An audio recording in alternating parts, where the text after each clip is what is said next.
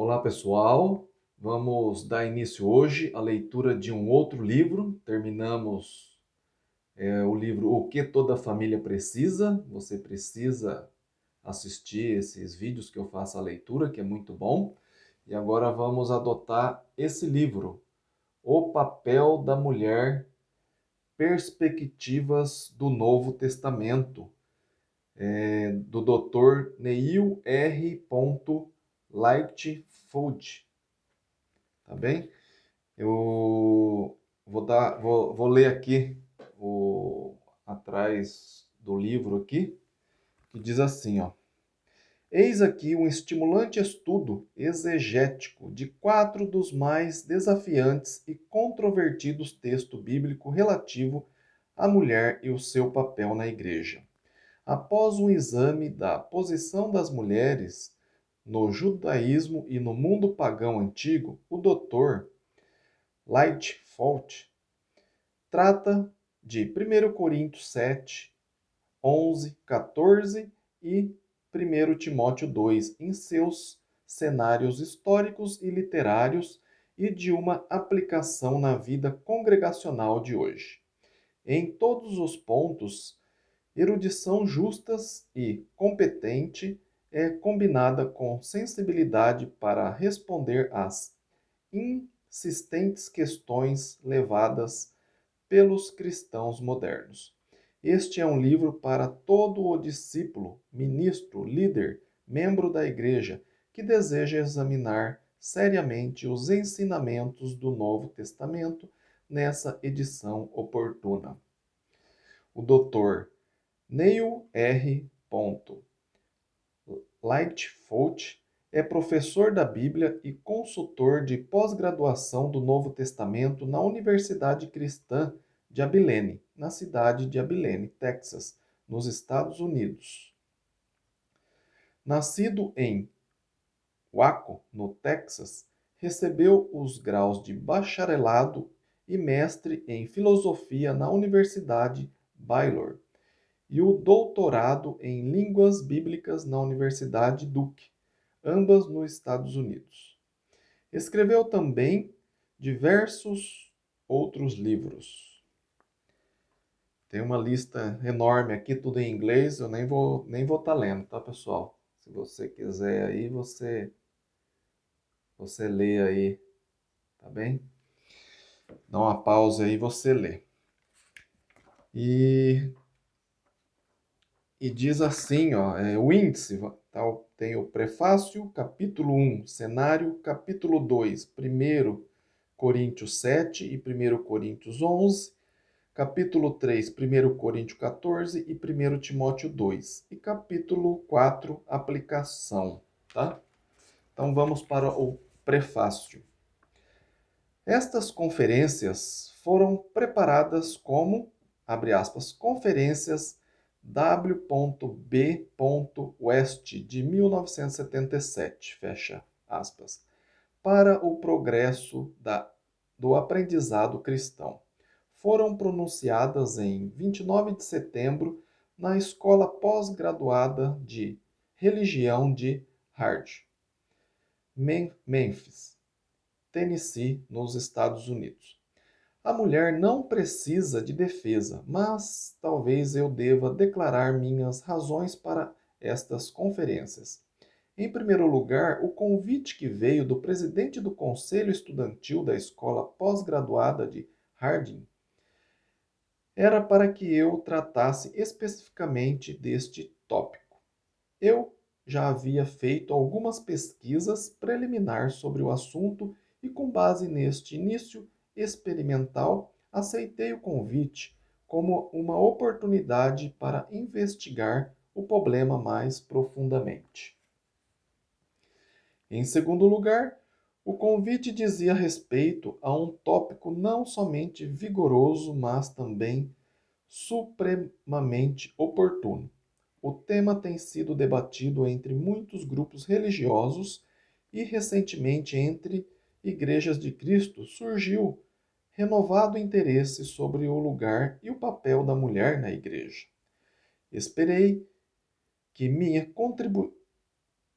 que minha contribuição pudesse, de alguma maneira, estimular o interesse sobre os mais importantes aspectos bíblicos envolvidos na discussão. Devido às restrições de tempo, as 4 conferências são esquemáticas. O assunto é vasto e as passagens pertinentes do Novo Testamento são complexas. Em qualquer esquema existe a constante tentação de simplificar em demasia. Tenho tentado evitá-la. Por outro lado, declarei o que, em meu ponto de vista, são as principais questões e pontos de textos que precisam ser esclarecidos. Espero não ter dogmatizado sobre um assunto sobre o qual, ao que parece, ninguém tem todas as respostas. No futuro, se Deus quiser, espero tratar do assunto mais completamente. Neil R. Lifefoot. Capítulo 1. Cenário. Diz assim: Foi grande o meu prazer em poder participar de um programa em homenagem ao Dr. W. B. West Jr.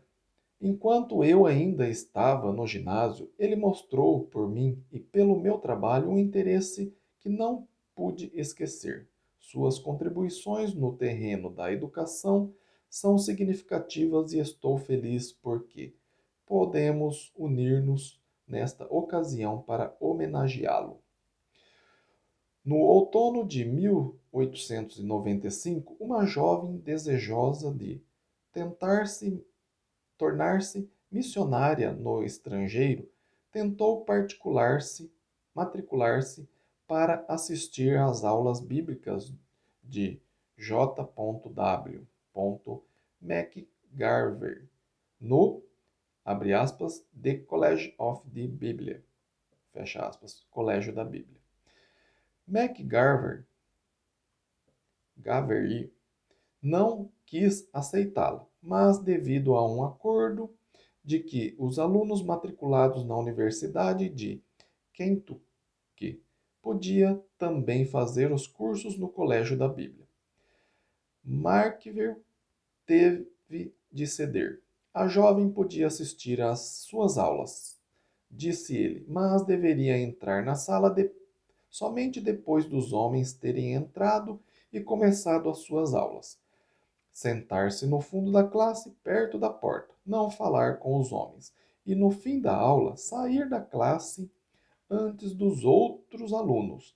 Também, em certos dias, não poderia estar presente se o assunto do dia não fosse apropriado para ouvidos femininos. Em 1904, porém, foi permitido que mulheres entrassem formalmente no Colégio da Bíblia. McGarver explicou mais tarde, abre aspas, houve alguns comentários de que, aceitando essas mulheres, logo estaríamos formando pregadoras. Mas eu repliquei que depois de estudarem conosco as Escrituras, elas aprenderiam que as mulheres não podiam ser pregadoras. Fecha aspas. No último quarto do século XIX, o trabalho da mulher na igreja já tinha sido muito discutido e escrita muitas coisas a respeito dele pelos que se identificavam com o movimento da restauração. Por exemplo, de 6 de outubro de 1892 a 30 de março de 1893, o, entre aspas, Christian Evangelista cristão, apresentou um longo debate sobre o tema das mulheres pregadoras. T. W. Caskey afirmou, abre aspas, segundo ensina o Novo Testamento, a mulher pode ser evangelista ou pastor de uma igreja, realizando qualquer trabalho no ministério ou preenchendo qualquer cargo na igreja que o homem possa desempenhar. J. B. Braine negou essa afirmação. À medida que lemos o debate, não é possível deixar de notar as semelhanças notáveis entre os assuntos em questão naquela época e agora. A cena atual. Acho que é justo dizer que grande parte do interesse recente no que diz respeito à mulher e à Igreja deve-se ao movimento para a libertação da mulher. De modo algum, este movimento pode ser chamado de cristão. A libertação da mulher é confessadamente um movimento revolucionário. Ele busca exterminar o casamento e a família e todos os relacionamentos convencionais entre o homem e a mulher. Visa o poder e o domínio apoiado no número superiores de mulheres e deu lugar a grupos feministas radicais, tais como a WRAP, Women Radical Action Project, e WITCH, Women International Terrorist Conspiracy for Hell. O movimento da libertação da mulher é claramente um movimento circular apoiando uma causa secular, guiado por princípios dentre os quais muitos são evidentemente não cristãos e anticristãos. Como seria de prever, grupos de mulheres com ideais mais cristãos surgiram em oposição ao movimento de libertação. Um deles, o Evangelical Roman Caucus, em sua primeira reunião, apresentou uma bandeira dourada e azul onde se achavam escritas as palavras, abre aspas, estamos caminhando, Senhor, fecha aspas, calçadas sem dúvida no programa de uma marca de cigarros. Abre aspas. Você caminhou muito, menina. Fecha aspas. No meio disso se encontra a emenda dos direitos iguais da Constituição norte-americana, que anularia leis prevendo proteção especial às mulheres, como empregadas, esposas e mães.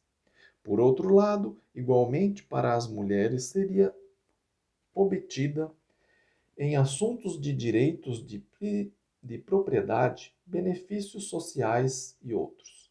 Assim, continuaram a luta sobre a ERA, Equal Rights Amendment, que é apoiada pela American Bar Association, Associação Americana de Advocacia, e por algumas organizações profissionais e grupos religiosos.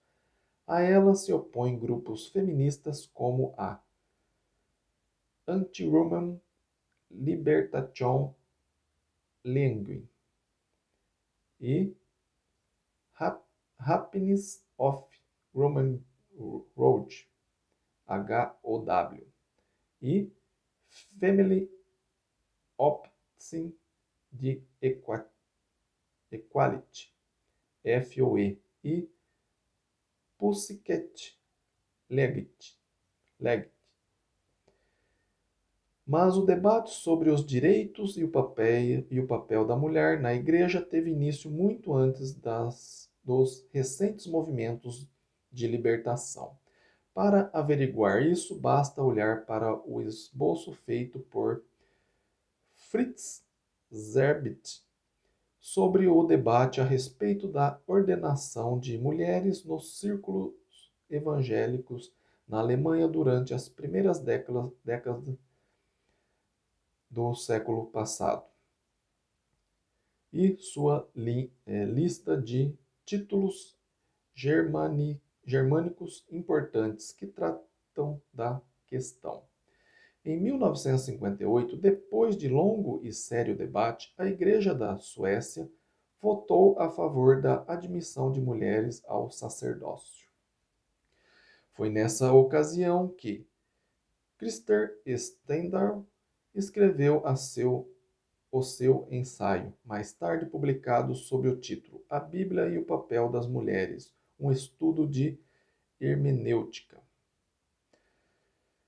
Atualmente, cerca de 80 ou mais grupos protestantes em todo o mundo ordenam mulheres. Isso quando foi escrito esse livro, tá, gente? Na esteira dos pós e dos contras quanto à ordenação de mulheres e aos direitos das mulheres, acham-se um volumoso caudal de literatura que, dia a dia, vai aumentando. Grande parte é de orientação popular. Muita coisa é repetição, e um número excessivo não tem valor algum. Seus argumentos são produto da psicologia e sociologia, moldados pelas tendências modernas de modificação social e pesquisas de opinião. Sua linguagem é frequentemente carregada de emoção. Uma teóloga feminista alega que, abre aspas, tanto nos templos do Velho como do Novo Testamento, as mulheres eram consideradas como uma espécie inferior nivelada com o gado, como criaturas impuras, a quem não permitiam participar do culto de adoração. Fecha aspas. Outros, comentando sobre 1 Coríntios 11:3, falaram de uma cadeia de comando, partindo de Deus para Cristo, para o homem, para a mulher e a seguir para as crianças, para os escravos e para o cão. Subtítulo: A tarefa exegética. O que dizer de tudo isso? Em minha opinião, o que está realmente faltando é uma base teológica sólida.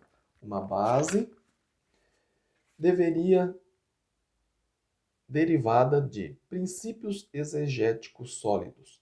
Não creio que seja uma questão simplista perguntar: o que dizem os textos bíblicos? Demasiadas vezes isso não é feito. A primeira tarefa é reunir os textos bíblicos importantes, examiná-los no que se refere à linguística e contexto, observá-los historicamente e assim determinar o que esses textos disseram aos seus primeiros leitores. Esta a tarefa exegética, a tarefa indispensável à teologia. Ninguém deve construir sua estrutura teológica e a seguir a fixar sua exegese na parte externa.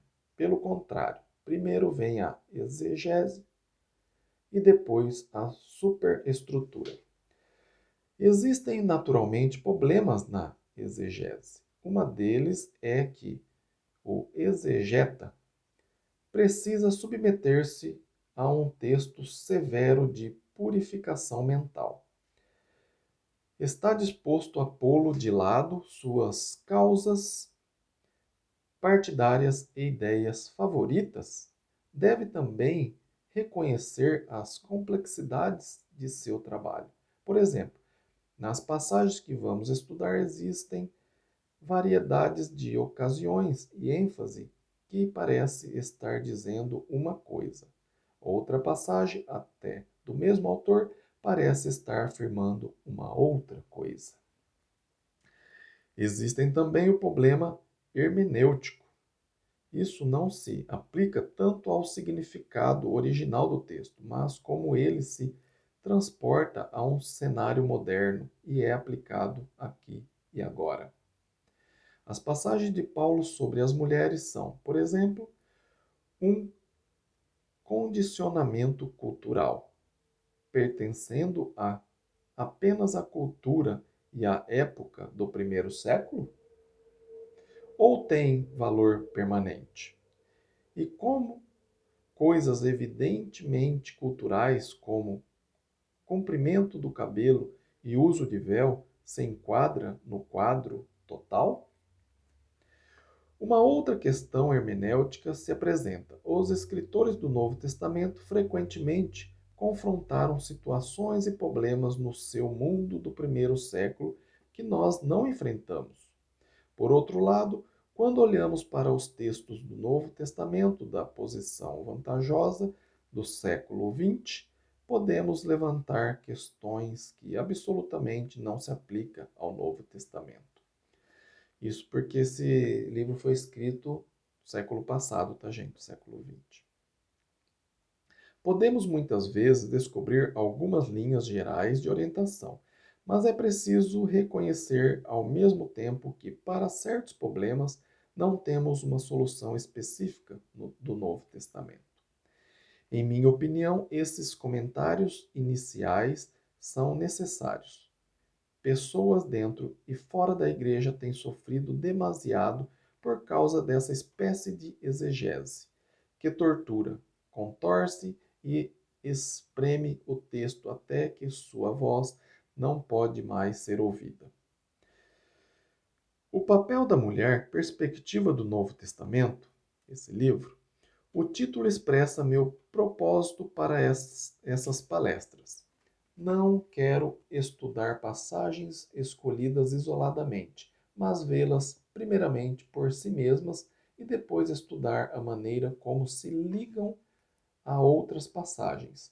Esta é a razão pela qual escolhi a palavra perspectiva. Uma perspectiva leva em conta a inter-relação dos objetos à medida que são observados de um dado ponto de vista. Limito o assunto às perspectivas do Novo Testamento, em vista da curta duração das palestras e porque julgo a mensagem do Novo Testamento como sendo fundamental. Como a instrução do cristianismo afetou a posição das mulheres? O que o Novo Testamento diz sobre as mulheres na igreja, seu papel e seu trabalho? O que essas passagens do Novo Testamento significam para nós hoje? Quero começar com a situação da mulher no mundo antigo. Em seguida, farei uma exegese do material paulino pertinente em 1 Coríntios 7, 1 Coríntios 11, 1 Coríntios 14 e 1 Timóteo 2. Finalmente, concluirei com a aplicação disso em um cenário contemporâneo e a certas questões pragmáticas. A mulher no mundo antigo. As sociedades antigas no Oriente Próximo, seja na Mesopotâmia, Ásia Menor ou Egito, tinha estrutura patriarcal. As mulheres, especialmente as mais ricas, possuíam uma certa liberdade, mas suas prerrogativas eram claramente limitadas em comparação às dos homens. Um provérbio sumeriano pode servir de exemplo. Diz assim: um homem rebelde pode obter reconciliação? Uma mulher rebelde pode ser arrastada na lama? Um outro provérbio sobre as mulheres apresenta um ponto de vista suspeito. Para seu prazer, casado. Pensando melhor, divorciado. Na sociedade grega, a posição da mulher variava de acordo com a época e o lugar, mas quase sempre era inferior à do homem. O homem ateniense se casava a fim de ter filhos. A esposa era destinada à procriação. Os rapazes deviam casar-se e as moças passavam vergonha quando não se casavam. As mulheres viviam em aposentos separados, eram pouco vistas em público e recebiam muito pouca educação, exceto música, dança e jogos sociais. O casamento grego era, porém, monogâmico. Diversos exemplos artístico e literário demonstram a genuína afeição que existia entre marido e mulher. Platão fez vislumbrar coisas mais elevadas para a mulher. Ele reconhece que existem dons naturais aqui e ali inerentes aos dois sexos e que, pelo menos em teoria, deveriam ser permitido que as mulheres seguissem suas inclinações da mesma forma que os homens. Com o correr do tempo, houve um avanço moderno na posição da mulher. Depois das conquistas de Alexandre, as mulheres da Macedônia, por exemplo, passaram a tomar maior parte nas atividades cívicas. Elas recebiam embaixadores, construíam templos, fundavam cidades, aliciavam mercenários, comandavam exército e até mesmo servia como regentes ou corregentes. Entretanto, isso constituía ainda uma exceção e não a regra. Na Grécia, de modo geral, os dois sexos continuavam em diferentes níveis de cultura. Em Roma, a situação era algo melhor para a mulher. Apesar da esposa ser legalmente considerada como propriedade do marido, a matrona romana era tida em alta estima e tinha direitos iguais nas atividades da casa. Não havia aposento separado para as mulheres. As oportunidades educacionais se abriam cada vez mais para a mulher. E no início da era cristã, a posição dela, em muitos aspectos, era igual à do homem. A mulher no Velho Testamento tem sido assunto de muitas pesquisas em anos recentes. Tratava-se, sem dúvida, de um mundo masculino. Clarence Voss, em seu importante estudo, se aprofunda no assunto em um capítulo a que deu o nome de A Androcentricidade do Mundo do Velho Testamento. Esta androcentricidade teve expressão na própria gramática e formas gramaticais do Velho Testamento, nos nomes teofóricos dados às pessoas, nos nomes e representações figuradas de Deus, no papel social e religioso do homem em Israel, e assim por diante. O pai era o centro da família judia. Ele era Baal, mestre, mas não era um despota. A esposa tinha direitos limitados. Seu casamento tinha sido feito mediante acordo entre o pai e o marido. Ela era, em primeiro lugar, e principalmente um ser sexual, pertencia ao marido e devia aumentar a família dele. O marido podia ter contatos sexuais fora do casamento, enquanto isso não violasse os direitos de outros homens, mas a mulher não podia fazer isso. De fato, sob muitos aspectos, ela era a serva do marido. Devia preparar sua refeição, lavar seu rosto, suas mãos e seus pés. O marido, porém, não devia falar com ela com muita frequência, e o homem erudito não podia falar de maneira alguma com uma mulher na rua. A mulher também era inferior ao homem do ponto de vista religioso. Ela não tinha de fazer as peregrinações anuais a Jerusalém, para as festas da Páscoa, Pentecoste e Tabernáculo. Não precisava recitar diariamente o Shema, Deuteronômio 6, de 4 a 9, 11, de 13 a 21 e Números 15, de 37 a 41. Ela não ia à escola porque ali se estudava a Torá.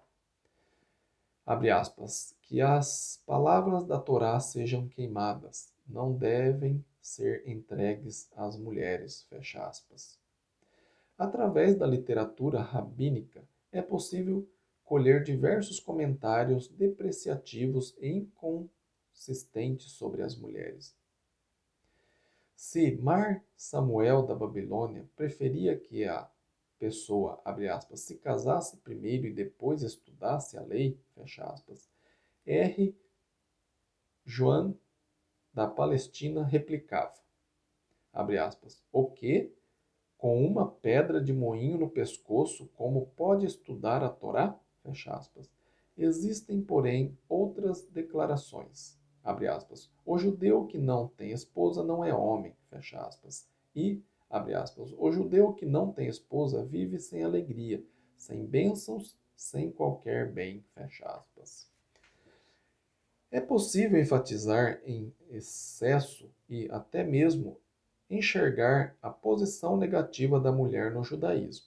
Se o lar era o seu reino, era também a sua glória. Como mãe devia ser honrada. Êxodo 20, versículo 12. Devia ser temida. Levítico 19, 3.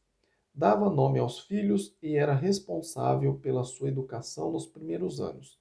Se não houvesse um herdeiro masculino na família, ela podia receber a herança e tornar-se proprietária de terras.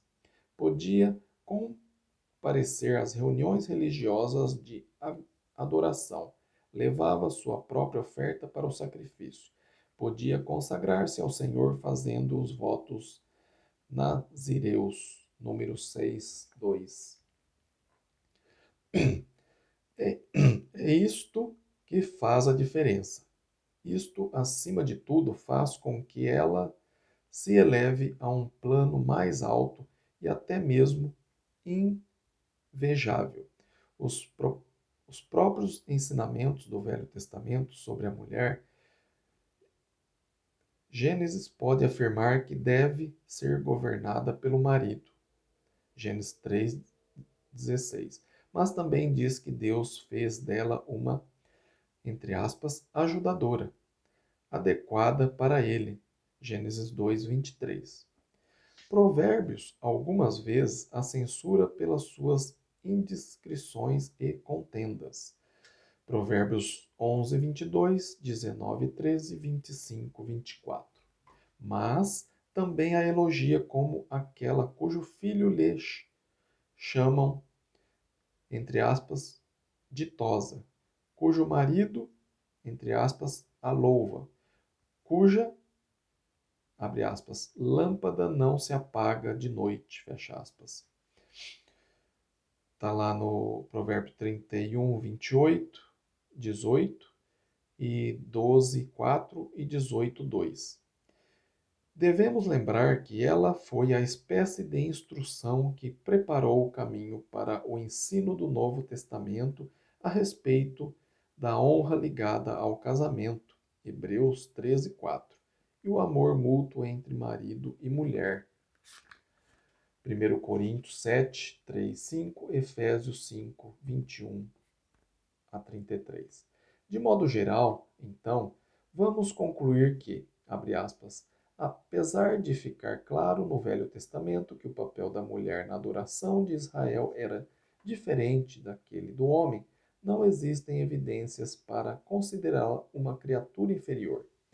Como membro da comunidade religiosa, pode ser considerada como tendo uma posição equiparada entre o povo de Deus. Não era tarefa sua liderar a família ou a tribo na adoração. Fecha aspas.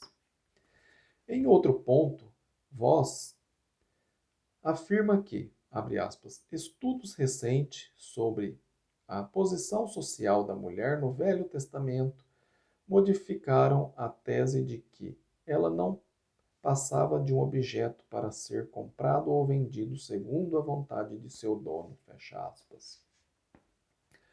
O que pode ser verificado com exatidão a respeito do primeiro século e sua atitude em relação à mulher? O Novo Testamento naturalmente nos fornece material abundante que examinaremos mais tarde. E muitas coisas já ditas sobre a mulher no mundo antigo ainda permanecem válidas no início da era cristã. Mas em relação a específicos, podemos comparar brevemente três autores do primeiro século cujas obras espelham uma mescla de estimativas quanto ao valor da mulher e sua esfera de ação.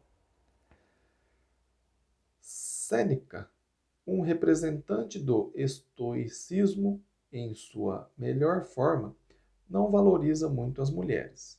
Apesar de elogiar sua própria mãe, Euvia, e sua esposa, Paulina, as mulheres para ele não passa de criaturas fracas. Elas ficam zangadas com frequência, mostram pouco domínio próprio, tendo, na verdade, muitos vícios.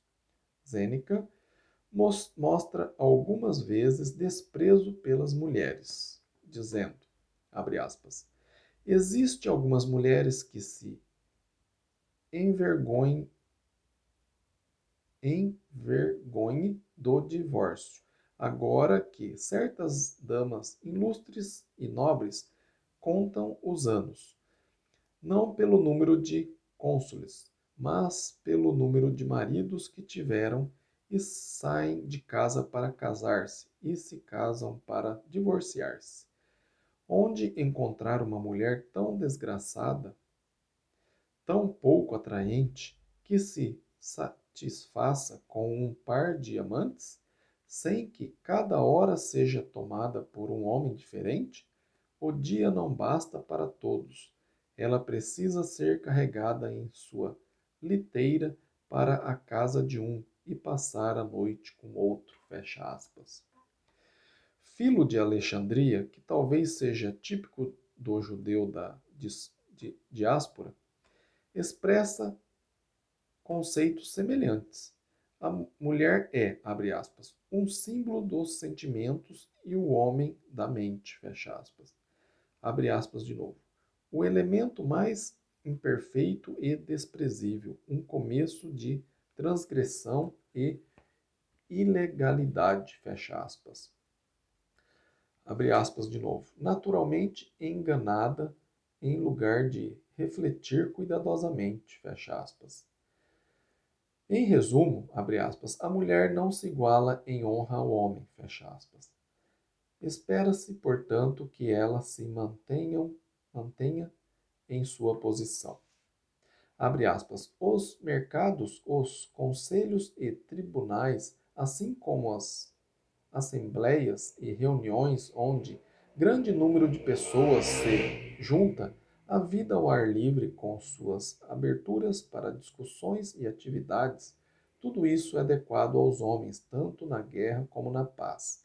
As mulheres se enquadram melhor na vida portas adentro, sem nunca sair de casa, e que a porta do meio limita aos jovens, e a de fora às que chegaram à plenitude de sua condição de mulher, fecha aspas. Os, abre aspas, conselho aos noivos, fecha aspas, de Plutarco, estão cheios de declarações de bom senso sobre o marido e a esposa. Por exemplo, abre aspas, são as brigas mesquinhas e diárias entre o casal que transtornam, arruinam a vida deles, fecha aspas. Com relação à esposa, ele aconselha que não negligencie a limpeza nem o bom humor, e que se cale quando o marido grita num paradoxo de raiva. Paroxismo de raiva, aliás. Ela deve ser submissa ao marido, deve apresentar-se na companhia do marido e, entre aspas, ficar oculta em casa quando ele está ausente, fecha aspas. Por outro lado, se a mulher for desagradável, o marido deve mostrar-lhe consideração. E o amável Plutarco adverte que, apesar do marido governar a esposa, ele não deve controlá-la como se fosse um objeto de sua propriedade, mas, abre aspas, como a alma controla o corpo, penetrando em seus sentimentos e unindo-se a ela pela sua boa vontade. Fecha aspas. Plutarco fornece uma espécie de equilíbrio em nossa tentativa de visualizar a mulher no mundo do primeiro século. Todavia, a mulher em seu mais adiantado estado de libertação, a mulher como descrita com a maior simpatia, continuava sendo mulher, sempre diferente do homem em oportunidades e posição. Ficava fechada em casa em seus aposentos. Não devia ser vista sozinha na rua. Não frequentava as reuniões públicas, misturando-se com os homens.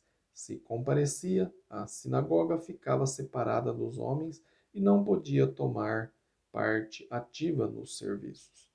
Foi nessa espécie de mundo que Jesus entrou, e nessa espécie de mundo que o seu evangelho floriu. Ele veio para buscar e salvar os perdidos, e isso incluía tanto as mulheres como os homens. Ele usa a vida diária das mulheres como exemplo nas suas parábolas. Mateus 13:33, 25:1, Lucas 15:8, 18:1. Ele não hesita em ensinar uma mulher, Lucas 10:39, nem deixa de oferecer-lhe ternamente o perdão de pecados, Lucas 7:47 e 48. E ele quem dá início à conversa com a mulher samaritana e se esforça para salvar sua alma, em João 4:7. Ele se movia literalmente entre as mulheres. Seus ensinamentos incluía a espécie de castidade que proibia olhar para uma mulher com cobiça. As mulheres reagiam a ele, dando-lhe apoio, Lucas 8:2 e 3, e seguindo o que, entre aspas, era algo sem precedentes na história daquele tempo. Subtítulo: Depois de Jesus. Estamos acabando, pessoal. É uma verdade discutível que a mulher pudera integrar-se plenamente como membro da primeira igreja. Atos 1:14 e 12:12. A mulher é herdeira da mesma salvação que o homem. Justos, eles são cordeiros da graça da vida. 1 Pedro 3:7. A conversão de mulheres é especialmente mencionada à medida que o evangelho se expande pelas novas regiões. Atos 16:13, 17:4, 12:34 e 18:18. Entre os santos extraordinários do Novo Testamento estão Lídia, Atos 16:15 e 40. Maria, Trifena, Trifosa, a mãe de Rufo, e Priscila, Romanos 16:16, 12, 13 e 3. Não é possível fazer um estudo extenso da história da Igreja a respeito do papel das mulheres. Entretanto, vamos notar brevemente alguns pontos que podem ser de ajuda em fornecer um quadro mais completo. Grande número de mulheres de alta posição no Império Romano se tornaram cristãs. E é também verdade, como Harnack faz notar, que as mulheres foram de grande auxílio na difusão do cristianismo. As mulheres foram também martirizadas, abre aspas. Elas mostraram a mesma fortaleza e heroísmo que os homens, e a igreja não podia esperar uma outra reação, fecha aspas.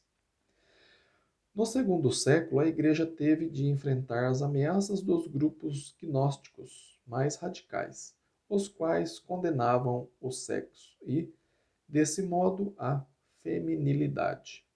Evidência desta forma de, entre aspas, encratismo deve ser visto agora nos materiais de Nag Hammadi, no Evangelho dos Egípcios, no Evangelho de Thomas e assim por diante. De fato, é nesse grupo contemporâneo heréticos que a mulher desempenha um papel predominante. Isto pode ser visto em várias obras apócrifas de influência gnóstica. Em Pistis Sofia, Maria Madalena tem predominância. No Evangelho dos Egípcios, Salomé. No Evangelho de Maria, Maria. Todos esses pretestam revelações secretas. Da mesma forma, na seita montanista, duas mulheres, Priscila e Maximila, surgem como profetisas inspiradas. Mas, de um modo geral, na igreja as mulheres são ensinadas a permanecer em casa, submeter-se a seus maridos, ocupar-se em trabalhos manuais, cuidar dos doentes e assim por diante. Seus deveres são dentro e não fora de casa. Esse foi o ponto de vista aceito quando a função da mulher nos primeiros séculos da Igreja, na era medieval e durante um bom período da época moderna. Até aqui deixei propositalmente de fazer referência aos ensinamentos de Paulo sobre as mulheres. Como sabemos, Paulo faz algumas declarações bastante ousadas. O homem é o cabeça da mulher, 1 Coríntios 11, 3. Porque também o homem não foi criado por causa da mulher, e sim a mulher por causa do homem. 1 Coríntios 11, 9. Conserve-se as mulheres caladas na igreja, 1 Coríntios 14, 34. A mulher aprenda em silêncio, 1 Timóteo 2, 11. E não permito que a mulher ensine, 1 Timóteo 2, 12. São essas as afirmações que vamos estudar a seguir, as quais, com os seus contextos, se tornam a nossa tarefa exegética. Acabamos o capítulo 1, depois a gente vai começar o capítulo 2, que vai falar 1 Coríntios 7 e 1 Coríntios 11. Obrigado por acompanhar a leitura do livro O Papel da Mulher, Perspectiva do Novo Testamento, tá bom? Se você está gostando desse assunto, compartilhe esse vídeo com mais pessoas para que aprendam o papel da mulher e deixe um like nesse vídeo, se inscreva no canal. Fiquem com Deus e até o próximo vídeo. Amém?